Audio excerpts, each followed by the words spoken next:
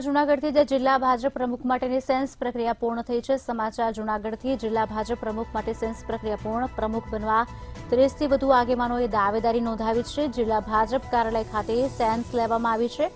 ચૂંટણી અધિકારી પ્રશાંત કોરાટ સમક્ષ દાવેદારી નોંધાવી છે। આવતીકાલે શહેર ભાજપ પ્રમુખ માટે આ સેન્સ લેવામાં આવશે। જૂનાગઢ જિલ્લા ભાજપ પ્રમુખ માટેની સેન્સ પ્રક્રિયા, જેમાં પ્રમુખ બનવા 30થી વધુ આગેવાનોએ દાવેદારી નોંધાવી છે। જિલ્લા ભાજપ કાર્યાલય ખાતે સેન્સ લેવામાં આવી। ચૂંટણી અધિકારી પ્રશાંત કોરાટ સમક્ષ દાવેદારી નોંધાવી છે।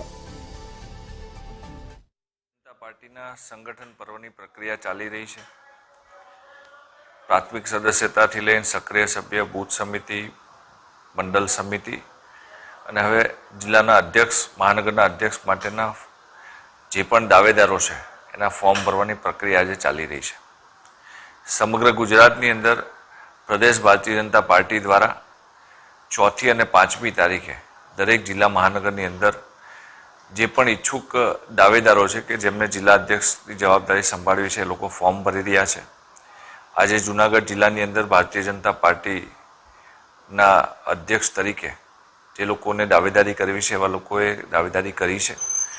30 જેટલા ફોર્મ આજે અહીંયા આવ્યા છે, હજુ પણ ફોર્મ આવી રહ્યા છે।